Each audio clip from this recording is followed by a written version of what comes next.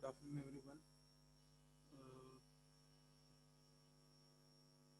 Now only 23 students have arrived. It is 40 past 12. So I'll just in 1 minute I'll just take the attendance based on the participants list, and then we'll start the lecture.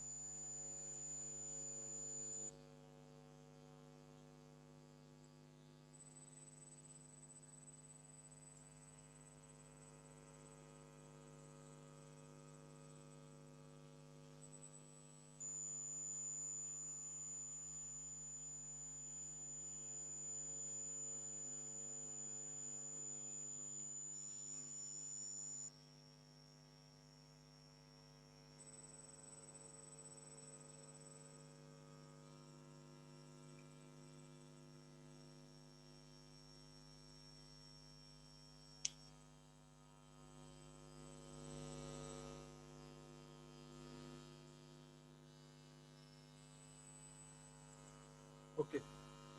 So almost 40 students have arrived. Let us start with the lecture. So is my voice audible?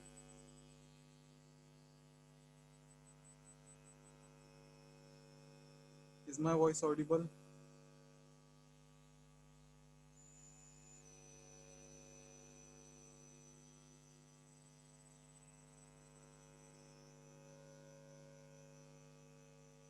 Anyone?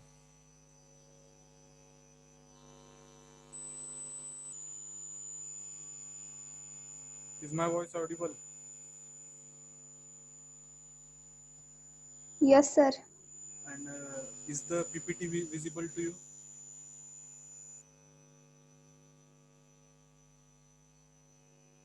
Crop seasons and Indian agriculture.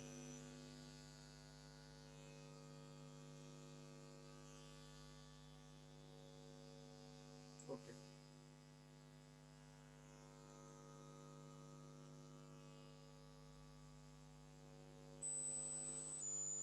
Now, if between the lectures, if there is any audio or visual problem,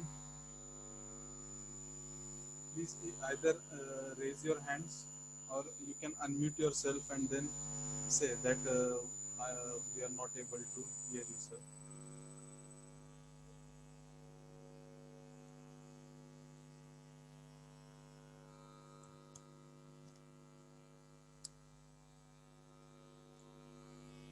So, okay. So, until the last lecture, we had started with water requirement of crops, which is the third part of the first unit. Uh,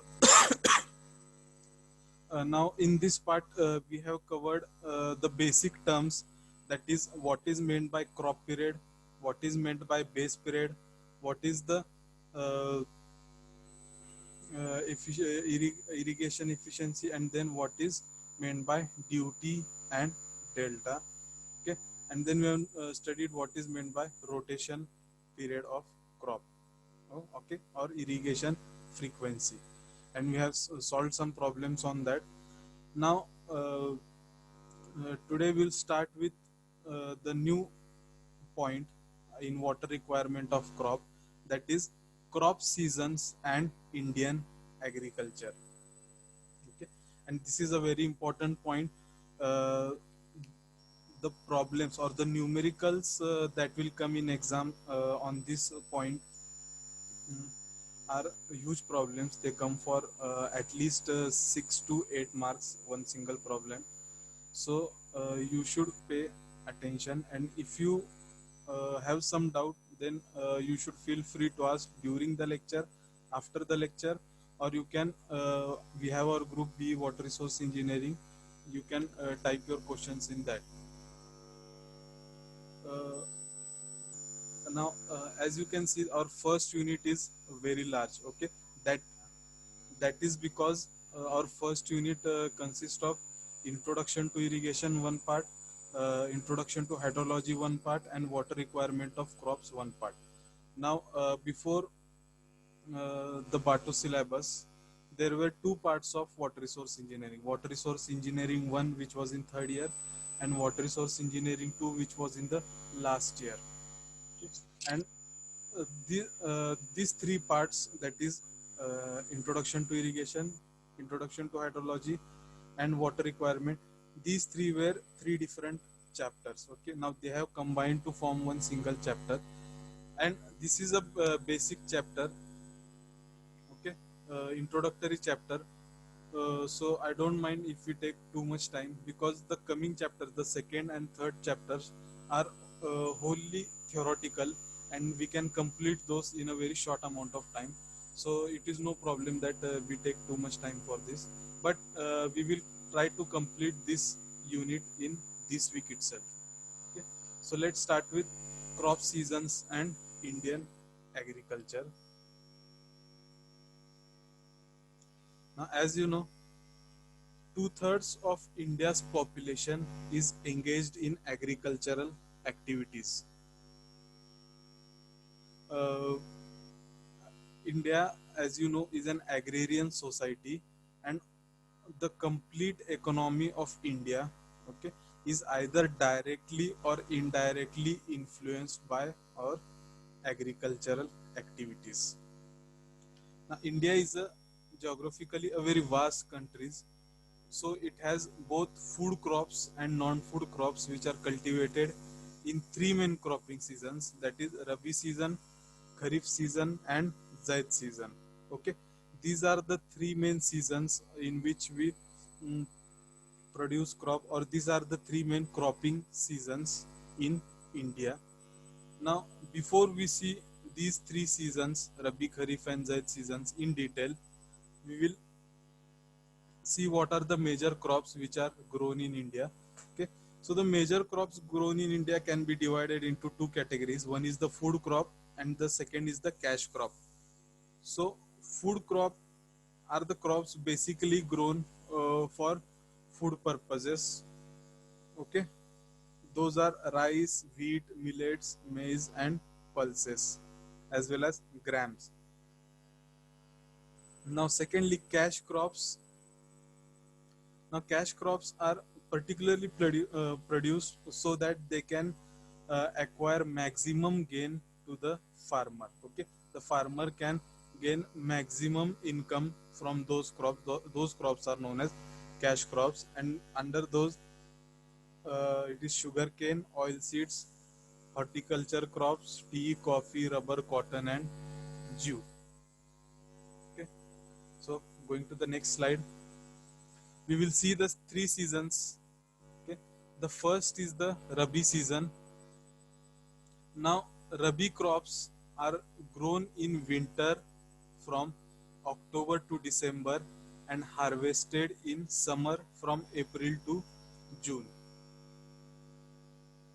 So, as you can see, the Rabi season starts from either October to December, okay, between the period of October to December, and the Rabi season ends in summer between April to June.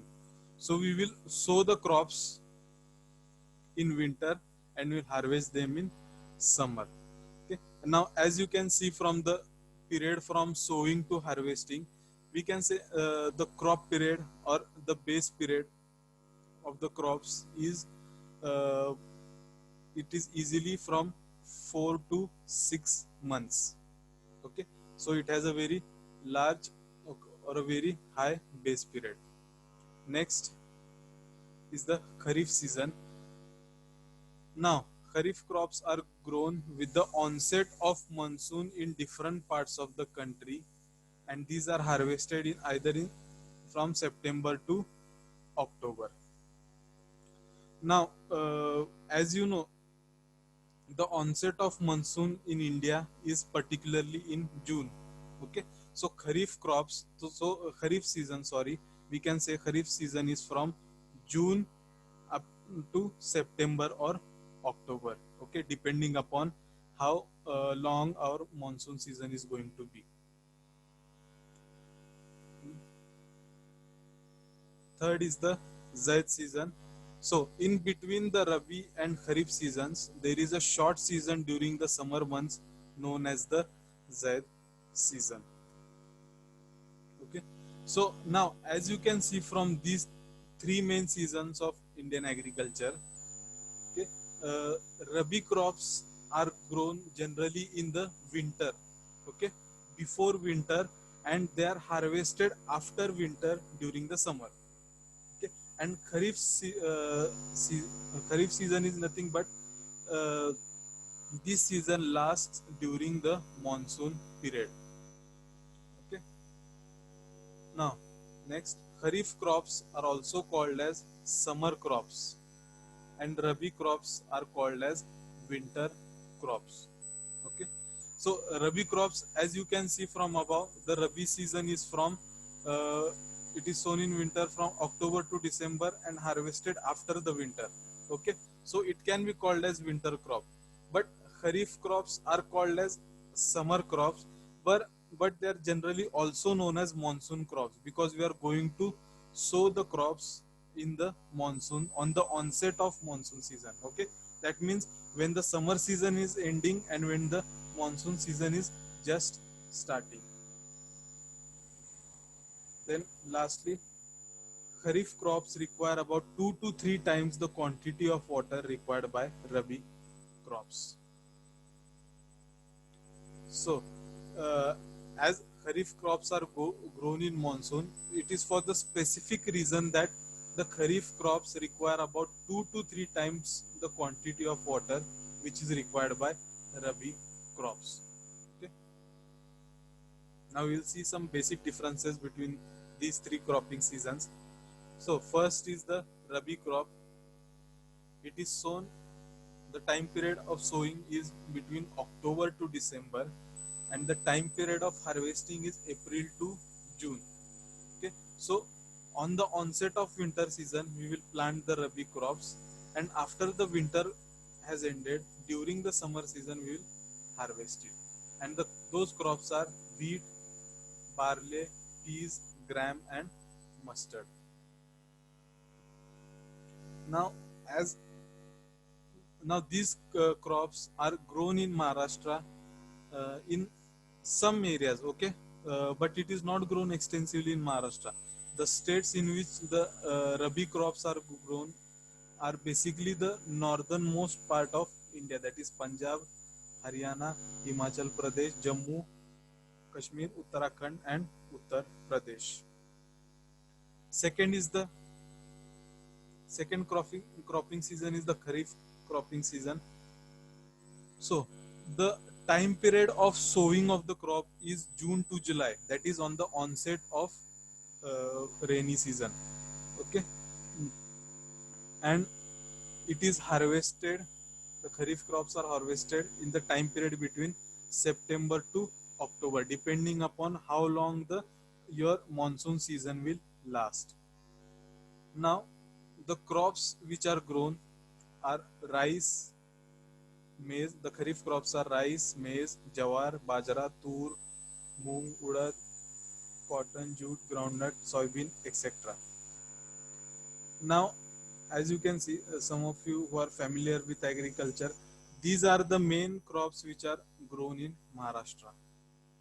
Okay, so in Maharashtra, basically the Kharif season, okay, is a very busy season. Okay, and Kharif crops are grown extensively in Maharashtra, but not so Rabi. Then third is the Zaid season. Now they are sown and harvested in March to July. Okay, that means after we harvest the Rabi crops and before we sow the Kharif crops, there is a little bit time period. Okay, there is a small time period in which we will grow the Zaid crops. Okay, so its sowing and harvesting is between Rabi and Kharif season. And the crops which come under Zaid are seasonal fruits, vegetables, fodder crop, etc. Now, these also these crops are also grown basically in northern and northwestern states extensively. Okay, they are not this Zaid season is not of a particular importance to us as we live in Maharashtra, but the Zaid season is particularly of importance in northern and northwestern states. Next, we will study some basic cropping systems in India. Okay, the systems of cropping used by farmers. First is the monocropping or monoculture. Now, in this system, only one crop will be grown on the farm year after year. Okay, a single crop is grown on that farmland. Okay, a specific farmland year after year, and that system is known as monocropping or monoculture. Now, this was prevalent, or this monocropping was common, okay, during the ancient time. Okay, even 30 to 40 years back, this was the most common cropping system in India. But as we will see in the coming slide, this cropping system is not suitable for long term agriculture. Second is multiple cropping. In this system, farmers grow two or more crops on farmland in one single calendar year. Okay, so it is the multiple cropping is totally opposite of that of monocropping. Whereas in monocropping, year after year you are planting the same crop. That means 10 years back you were planting sugarcane. After 10 years also you are planting only sugarcane. That cropping system is monocropping or monoculture. Okay, which is not feasible form of agriculture. But the second form, that is multi-cropping, in this system, in a single year, we are going to plant two or more crops on the farmland. Now, under multiple cropping, we have two different types. The first type is mixed cropping or intercropping. So, what happens in mixed cropping is, in this system, farmers will grow two or more crops simultaneously on the same field in one calendar year. Okay, so that means not only a single crop, but along with that crop, two or more other crops will be planted alongside that crop. So that is known as mixed cropping.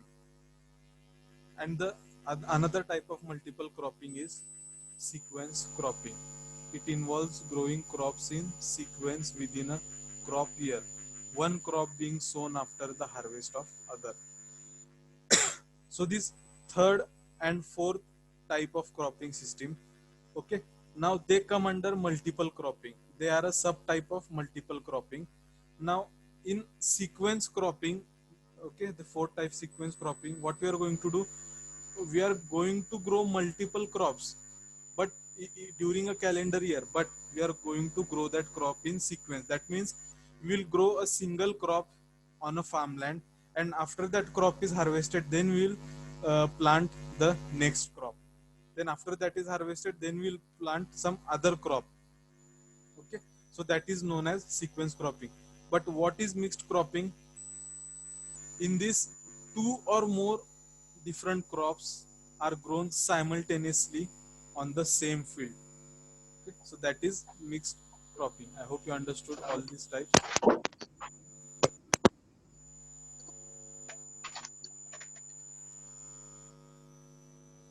Okay, please mute yourself. 74 roll number. Okay, so now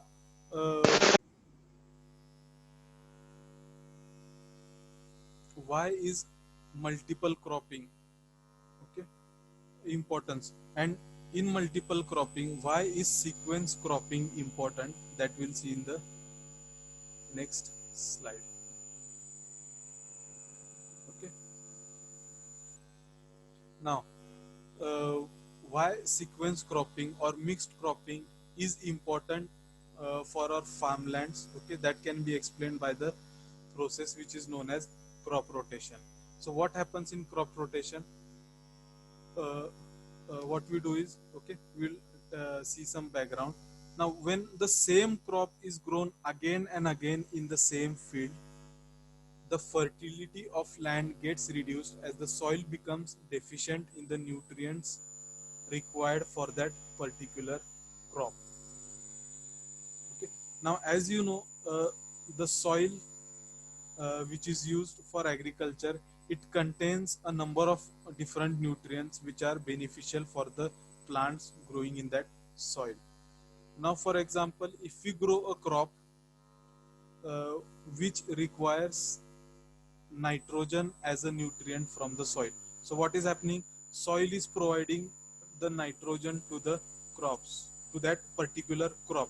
But if we uh, plant the same crop again and again, year after year, what will happen? The crop will take all the nitrogen nutrients from the crop, from the soil. Okay, and in the end what will happen? The soil will become deficient in the nitrogen. Okay, soil will become nitrogen deficient.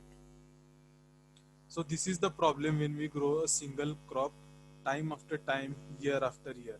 Okay, now in order to enhance the fertility of the land and to make the soil regain its original structure, okay, or regain its nutrients, it is necessary to give some rest to the land. Now there are two methods by which we can achieve this, that is giving the rest to the land and helping it increase its fertility and regain its original structure. We can do two things. That first is either by allowing the land to lie fallow without any cultivation for some time, or second option is to grow crops which mainly do not require the nutrients required by the previous grown crop. Okay, so what is our option to prevent the soil from becoming deficient in the nutrients? Okay, so the solution is we should not plant the same crop again and again. Okay, तुम्ही एखादा crop सारखं सारखं तोच crop तुम्ही एका single land वरती तो plot plant करत गेला तर काय होणार? तो प्लांट जो सगळ्यात जास्त न्यूट्रिएंट्स त्या प्लांटला लागतात, तो काय करणार? ते सगळे न्यूट्रिएंट्स तो सॉइल मधूनच घेणार आहे. आणि सारखं घेतल्यामुळे काय होणार आहे? शेवटी सॉइल मधनं तो न्यूट्रिएंट्स काय होणार आहे? गायब होत जाणार आहे. आणि शेवटी सॉइल मध्ये तो न्यूट्रिएंट राहणारच नाही. मग त्यानंतर तुम्ही तो पुढं क्रॉप प्लांट करून काय फायदा राहणारच नाही तिथं, कारण की तो प्लांट परत तिथं, तो क्रॉप परत तिथं ग्रो होणारच नाही. Okay, so to solve that there are two methods. First is, पहिलं तुम्ही काय करणार? काही काळासाठी, काही टाइम पिरियड साठी तुम्ही त्या लँडवरती काहीच ऍग्रिकल्चर करणार नाही. ओके, त्याला म्हणजे असंच ठेवणार तुम्ही, त्याला काय ऍग्रिकल्चर करणार नाही, काय नाही. ती एक मेथड आहे. आणि सेकंड मेथड आहे, तिथं तुम्ही दुसरं क्रॉप तिथं ग्रो करणार ज्याला तो न्यूट्रिएंट लागत नाही जो पहिला क्रॉप घेत होता. ठीक आहे. This method of growing different crops in rotation, one after the other, in the same field is called crop rotation. Now, crop rotation also helps to check the growth of pest or insects of the same nature. ठीक आहे. जर एक single टाईपचं crop तुम्ही सारखं सारखं grow करत असाल तर काय होणार आहे? पेस्ट और काही किडे असतात जे एका पर्टिक्युलर क्रॉपला अट्रॅक्ट होतात. ओके, मग जर तुम्ही सारखं सारखं तोच क्रॉप ग्रो करत राहिला तर काय होणार आहे? ते पेस्ट तिथंच राहणार. त्यांना माहित असणार तुम्ही तिकडे तोच क्रॉप प्लांट करणार आहे म्हटल्यावर तसल्याच प्रकारचे सगळे किडे काय येणार? तिकडे राहणार. ओके, सो क्रॉप रोटेशन जर तुम्ही केलं, so what happens? It helps to check or it helps to stop the growth of pest or insect of the same nature. Okay, now Now here are some examples of crop rotation in India. Okay. First we will plant the wheat crop. Then after the wheat crop is harvested, then we will plant the jawar crop, and after it is harvested we will plant the gram. Next, rice, then gram, cotton, wheat, gram, fallow. Okay. Now, as you can see here, these are some of the examples of crop rotation in India. आता जर तुम्ही बघितलं इथं एक common काय येतं, common crop जो तुम्ही वापरता क्रॉप रोटेशन साठी तो आहे इथं gram. Okay. So why do we use gram in India for crop rotation? तर त्याच्यामागे एक मोठं कारण हे आहे, because the most important nutrient required by the plant, okay, particularly in India, is nitrogen. Okay. सगळ्यात जास्त न्यूट्रिएंट जो प्लांट सॉइल मधून घेतो तो आहे नायट्रोजन न्यूट्रिएंट. ठीक आहे. म्हणजे व्हीट असेल, जवार असेल, राईस असेल, कॉटन असेल, they all require nitrogen in large quantities for its growth. तर काय होतं, तुमचं सॉइल जे आहे ते नायट्रोजन डेफिशियंट होतं, त्यात नायट्रोजन ची कमी होत जाते. तर आपण ग्राम क्रॉप का प्लांट करतो? Because when we plant a gram crop, the crop provides nitrogen to the soil. Okay. इथं उलट होतंय, ग्राम काय करतं, नायट्रोजन यूज करत नाही सॉइलचं, स्वतः काय करतं, नायट्रोजन तयार करतं and it provides back to the soil. So that is why during crop rotation we will always use gram. Okay. And sometimes we'll also let the land lie fallow. Okay. So this is crop rotation. I hope you understood this.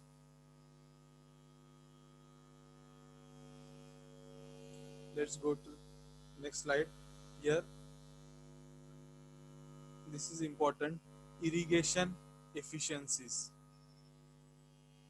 Okay. We are going to see the different efficiencies, okay, in irrigation. Now efficiency, as you know, it is output upon input. So in this case, as you can see, input will be the amount of water that we are providing, and output will be the amount of water that is being utilized. So we'll see the different efficiencies which are there. So first efficiency is the efficiency of water conveyance.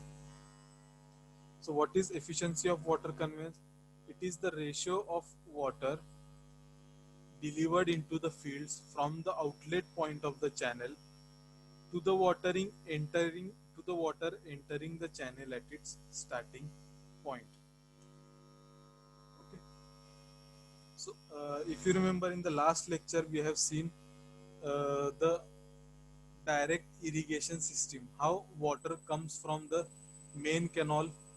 Okay, it is diverted from the river to the main canal, and from the main canal it goes to the distributary canal. From the distributary canal it goes to the minor canal, from minor canal to the water courses, and from water course to the field.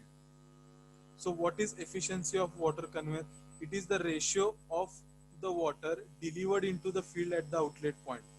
Okay. So the water delivered here, or the discharge delivered at this point on the field, to the watering entering the channel at the starting point. Okay. That is the point where the water is diverted from the river to the canal. So as we have seen in the previous lecture, there are a number of losses which occur from the point when water is diverted from the river to the canal up to the point when the water finally reaches the agricultural field. Now those losses are due to percolation, those losses are can be due to evaporation, as well as they are due to stealing of water, as I told you in the last lecture. So this is the efficiency of water conveyance. Next is the efficiency of water application. So it is the ratio of the quantity of water stored in the root zone of the crop to the quantity of water actually delivered into the field. Okay. So what is efficiency of water application? Now, here in the second case, our input will be the watering entering the agricultural field here. Okay. But what will be our output? Our output will be the water stored in the root zone of the crops. So, what does this mean? Now, even after we apply water in the agricultural field, if the land is not properly leveled, then what will happen? Most of the water will drain away, okay, outside of the field. Now, if the soil is alkaline, okay, then what will happen? If the soil is alkaline, then water will not be able to seep inside the soil. Okay, that is one place where loss of water can take place. So efficiency of water application is ratio of quantity of water which will be finally stored in the root zone of the crops after it is percolated or after it is infiltrated to the quantity of water delivered into the field. So the water delivered into the field is the output, sorry, it is the input, and water stored in the root zone will be your output. It is denoted by eta A, that is application efficiency. Third is the efficiency of water storage. So what is efficiency of water storage? It is the ratio of water stored in the root zone during irrigation to the water needed in the irrigation to the water needed in the root zone. Sorry, this is not irrigation, this is root zone.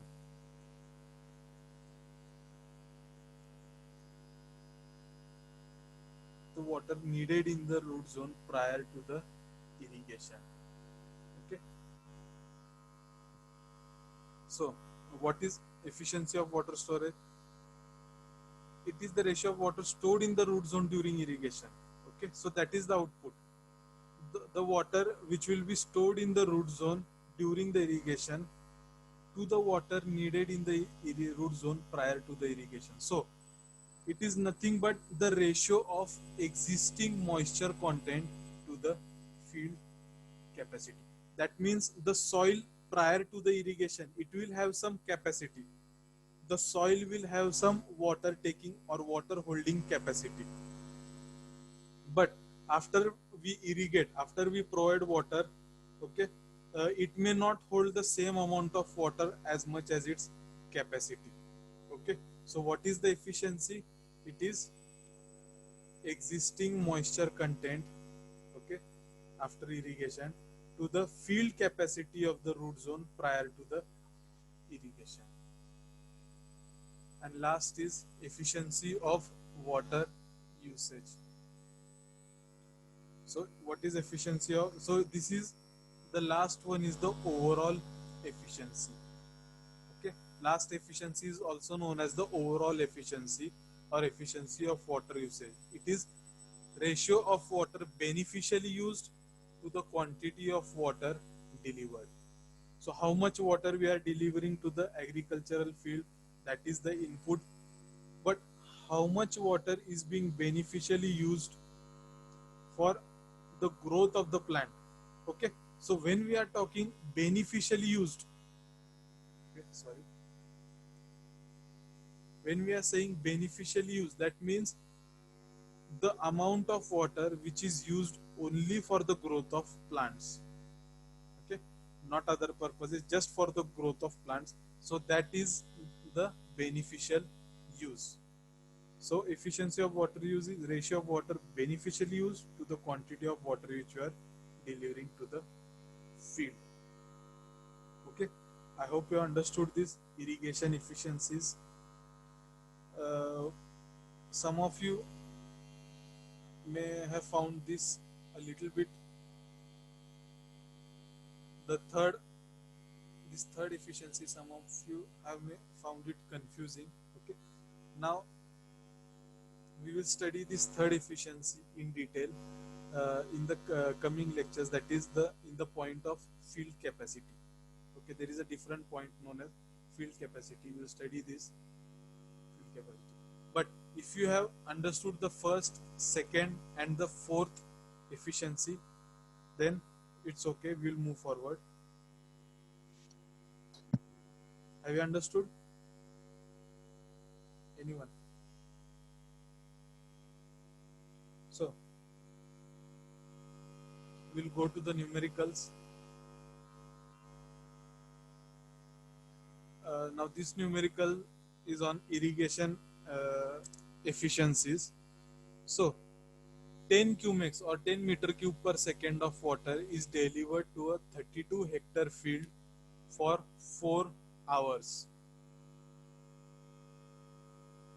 Now soil probing after the irrigation indicates that 0.3 meter of water has been stored in the root zone. Compute the water application efficiency. Okay. Now, if you see the last slide,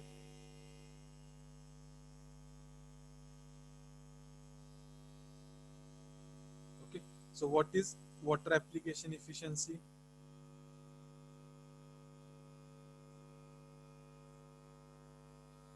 It is the ratio of quantity of water stored in the root zone.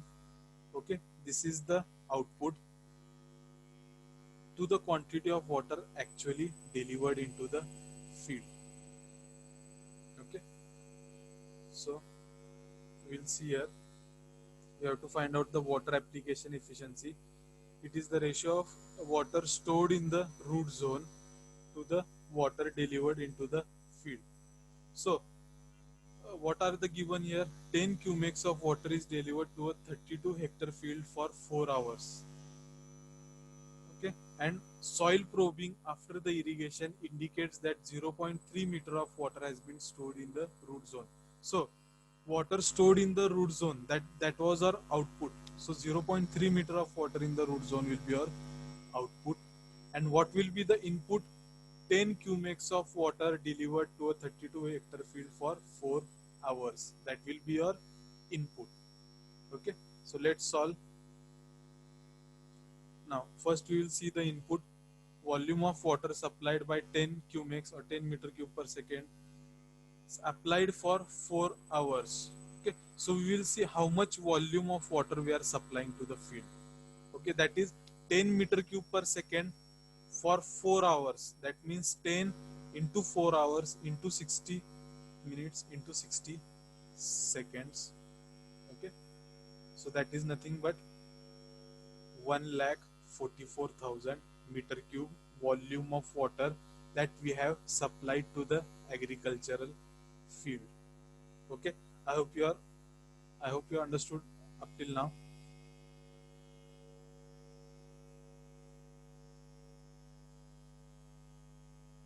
Okay,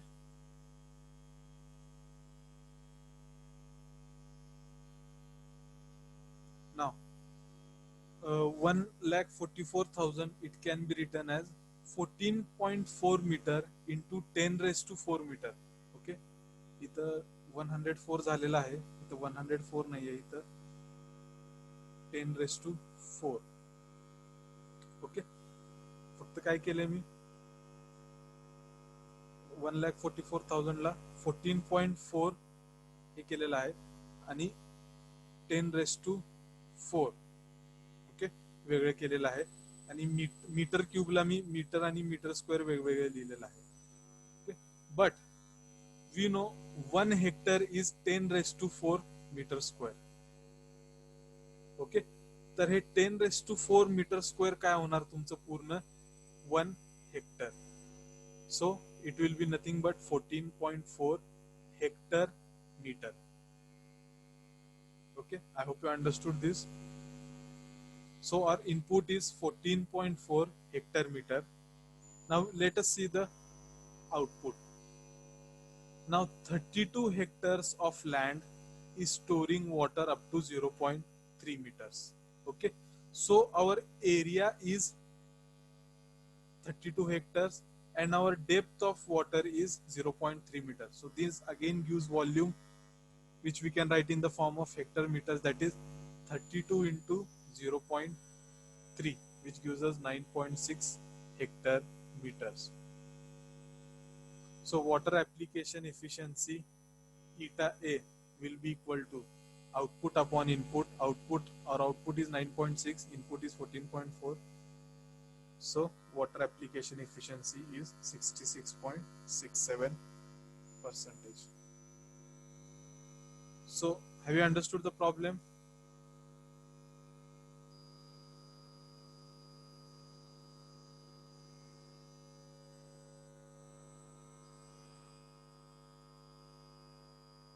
Have you understood the problem?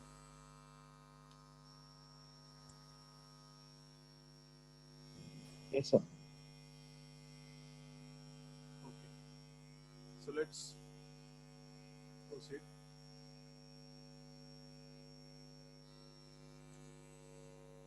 Now we'll start with the next point. Okay. Now what we'll do is we are taking just one single problem on each topic, but at the end we will solve a number of problems, different problems from GATE as well as from the question papers. Okay, but I just will just see the theory first. So we'll start with field capacity. Now this is a very interesting concept. Okay, field capacity. So what is field capacity? It is the amount of soil moisture or water content held in the soil after excess water has drained away, which usually takes place within 2 to 5 days after rain or irrigation. Okay. So what is the field capacity of the soil? So it is the theoretical. Okay. Now field capacity is a theoretical value. Okay. Now, as you can, the theoretical capacity of any object or any substance is uh, such and such, but when it comes to practical, the practical capacity will be always less than the theoretical capacity. So, when we are talking about field capacity, we are talking about a theoretical field capacity. Okay, it is the amount of soil moisture or water content which is held in soil. So after the rainfall has occurred or after we have irrigated the field, okay, so after the excess water drains away and some water gets wasted due to either evaporation or some other form, so the remaining water which will infiltrate into the soil and which the soil will hold on to is known as the field capacity of the soil. Okay, it is the amount of soil moisture or the water content held in soil after the excess water has drained away. And when can you know the field capacity of a soil? Okay, uh, the field capacity value which we get after 2 or 5 days after a rain or irrigation. Now, the water which is held inside the soil, they are of three types. Okay, now there are three main types of soil water. That means after the water, excess water has drained away, after some amount of water has evaporated, after some other losses. Okay, so the water which will be infiltrated into the soil and which will be held by the soil is nothing but the field capacity of that soil.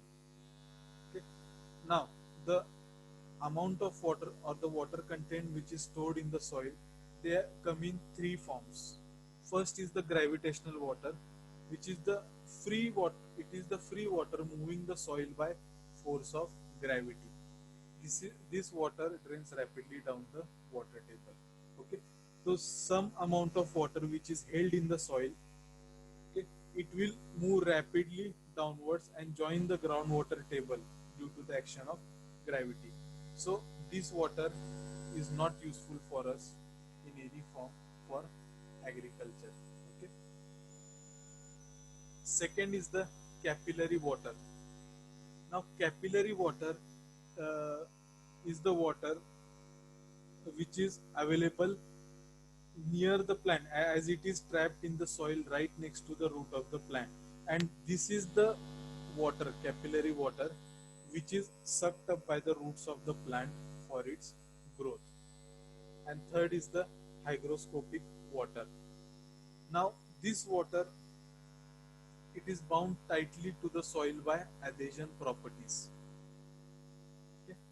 And as it is bound too tightly to the soil, okay, plants cannot use this water, or the roots of the plant cannot use this water. So in the field capacity of the soil, or the water content which is held by the soil, okay, that water content can be divided into three types: gravitational water, capillary water, and hygroscopic water. But out of these three waters, only the capillary water is useful for the growth of plants. Okay, that is, in the gravitational water, what will happen? It will rapidly flow downwards. Okay, so it is not useful for plant. And hygroscopic plant will bind so tightly to the soil that it cannot be used by the plants. Okay. Now here I'm showing the difference between the saturation and field capacity. So what happens in saturation is all the voids between the soil particles is taken up by water. Okay, but that does not happen in field capacity. So what is the field capacity? Is when the voids of the soil particles are filled with water, but still some amount of air is left entrapped in the voids. Okay, that is important for the growth of plants. So this is field capacity. Now we will see the numerical formula for field capacity. Now what is field capacity? It is the weight of water retained in certain amount of soil, in certain volume of soil, to the weight of the same volume of dry soil. Okay, it is the field capacity is the ratio of weight of water retained in certain volume of soil to the weight of the same volume of dry soil. Now if we consider 1 meter square area of the soil and d meter depth of the root zone, then the volume of soil will be area multiplied by depth, which is d multiplied by 1. Okay, which gives us d meter cube volume. So here what we have done is simply we have considered d meter cube volume of soil. Now if the dry unit weight of soil is gamma d kilonewton per meter cube, then the total weight of d meter cube of soil will be, now as you know, specific weight is equal to weight upon volume. Okay, so weight will be equal to specific weight into volume. So here specific weight of the dry unit of soil is gamma into d, and the volume of the soil is d meter cube. So the total weight of the d meter cube of soil will be gamma d into d kilonewton. So if F is the field capacity, then F will be equal to, that is field capacity will be equal to weight of water retained in certain amount of soil divided by weight of the same volume of dry soil. Okay, so what will be the volume of dry soil? It is gamma d. Okay, that is specific weight or specific dry unit weight of soil, and d is the volume of soil. So if we take weight gamma d dot d from the denominator and to the numerator on the left hand side, then what we get, weight of water retained in certain volume of soil will be gamma d into F. Okay, so what will be the volume of water retained in the unit area of soil? What will be the volume of water retained? If weight of water retained is gamma d into F. So what is volume retained? It will be this weight divided by volume, sorry, specific weight of water. So that gives me volume of water retained. Therefore, total water storage capacity of the soil in meter depth is gamma d into F upon gamma W. Now this volume, it is given in meters. Now this is because I will explain that to you.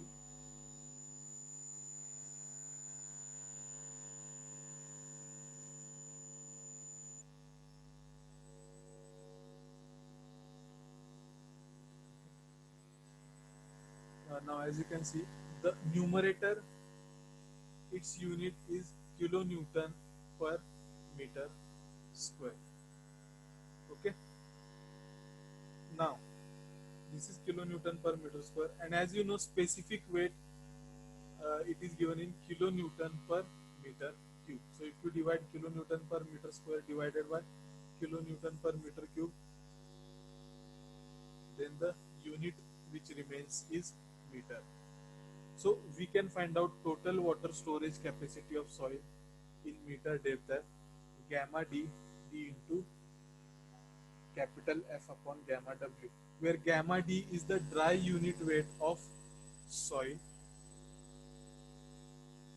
d is the depth of root zone. Okay, here it is given. What is d? D is the depth of root zone.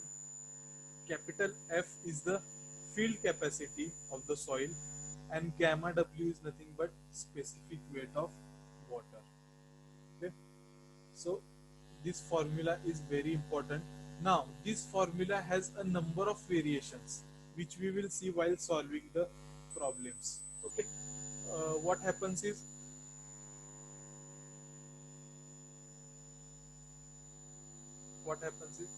now this part, okay, gamma d into d upon gamma W, this is this remains constant, okay, formula wise, but this value f, it will keep on changing depending upon our different problems. Okay, that we will see in the next lecture while solving the problems.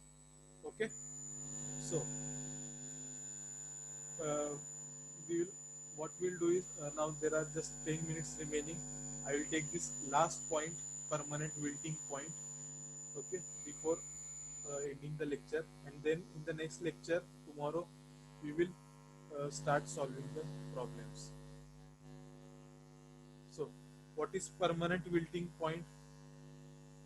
So we will see, the water stored in the soil is taken up by the plant roots or evaporated from the topsoil into the atmosphere. Okay, now if no additional water is supplied to the soil, it gradually dries out. Okay, so when we'll see from it sequence wise.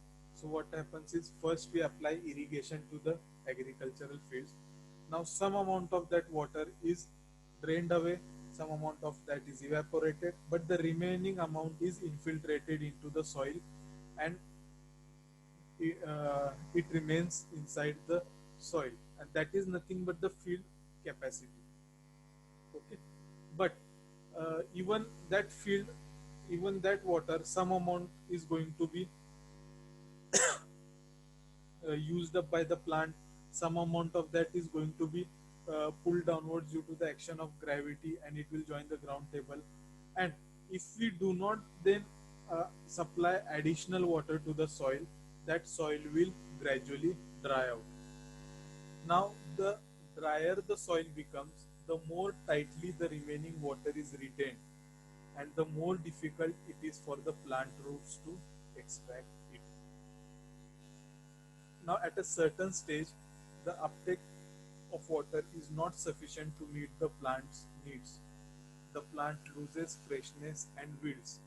The leaves change color from green to yellow. Finally, the plant dies.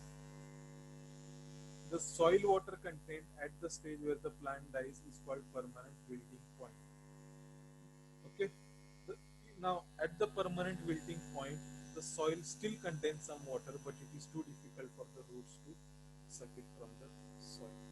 Okay. So I'll explain what is permanent wilting point in easy language. Okay.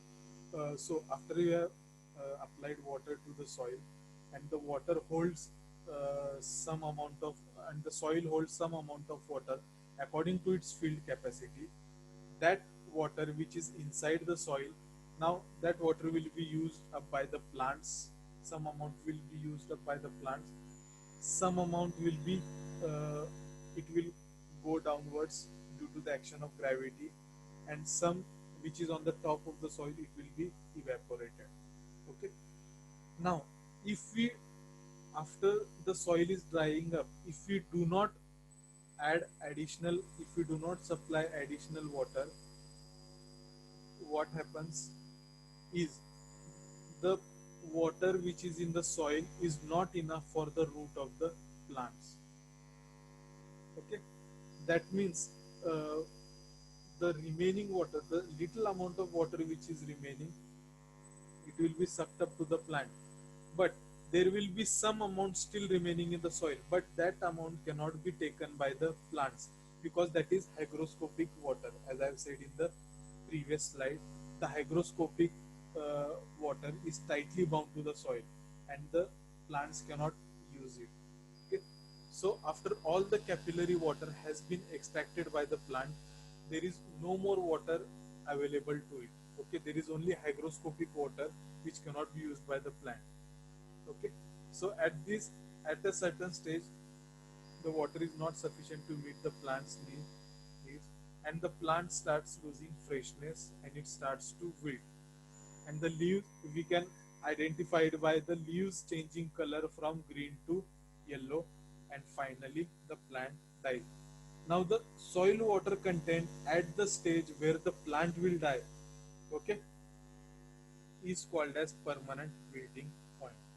Okay, that means the water content in the soil, water content remaining in the soil at the stage where the plant dies is called permanent wilting point. Okay. Now at the permanent wilting point, there is some amount of water which is available in the plant, okay, which is available in the soil, but that water cannot be used by the plants.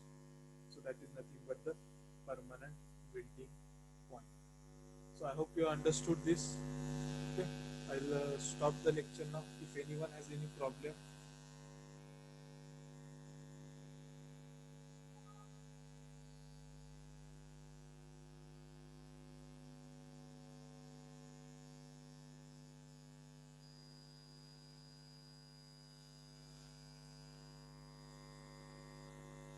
Okay.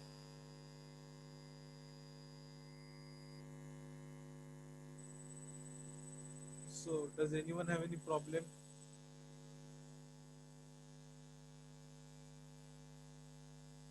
So I'm seeing that the voice was not audible. So from when was the voice not audible? कधीपासून voice break होत होतं?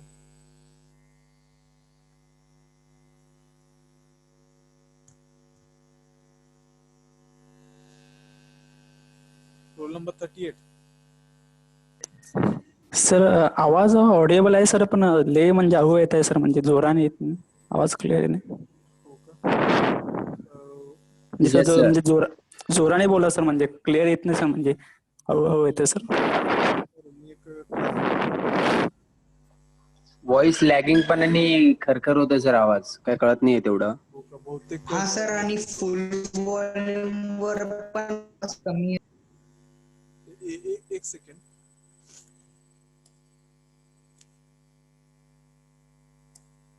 Sir mike तुमच्या जरा म्हणजे जवळ ठेवा. आता आवाज येतोय का? हो Yes, सर, sir. आता हा सर, येते येते सर. सर. आता क्लिअर येतोय का आवाज? हो सर. सर लेक्चर मध्ये असं येत नाही सर. हा? तर असंच सर रोज माईक जवळ ठेवा, म्हणजे जास्त अच्छा, ठीक आहे. मग कोणत्या पॉइंट पासून जर आवाज कमी येत होतं? सर पूर्ण लेक्चरला सर आता अगोदर लेक्चरला पण सेम आवाज होतो सर स्लोचा. हा हा हा हा. सर पूर्वीच्या लेक्चरला पूर्ण सर असंच कमी येत होतं सर. अच्छा ठीक आहे. मग आता मग आपल्याकडं एक सोल्युशन आहे. तर मग दोन लेक्चर परत एकदा ते घ्यायचं का, पॉइंट्स कव्हर करायचे का? हॅलो. हा सर शॉर्ट मध्ये घेऊ शकता सर. हा ठीक आहे. शॉर्ट मध्ये एक आपण लेक्चर घेऊ. आपलं कसं आहे, फर्स्ट युनिट आपल्याला वेळ लागला तरी काही प्रॉब्लेम नाही. सेकंड आणि थर्ड युनिट कसं आहे, सगळं व्हिज्युअल आणि थेरोटिकलच आहे. डॅम्स आणि कॅनॉल्स वरती आहे. तर आपण त्याला कसं जरा म्हणजे हे करू शकतो, ह्याला आपण जास्त वेळ देऊ शकतो आपण. मग तसं करूया आपण. ठीक आहे. Okay. So I just take attendance.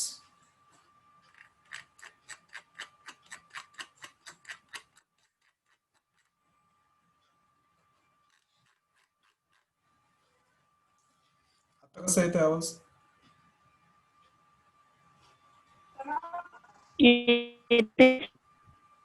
Okay.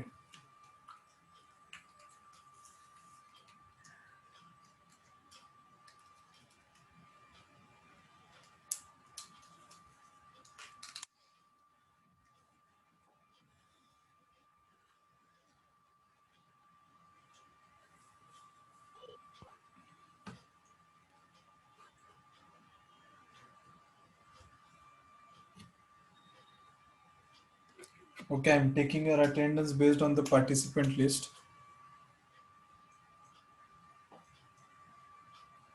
कुणीही लॉग आउट होऊ नका.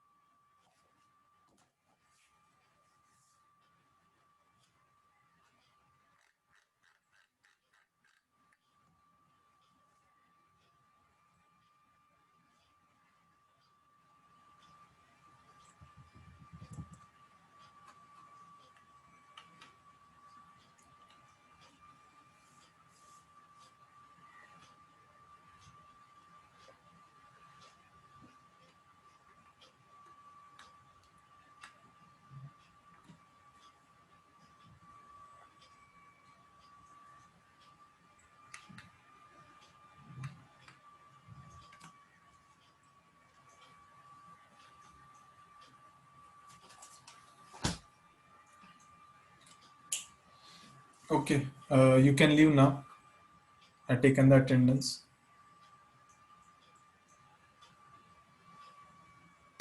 Thank you sir. Okay, thank you.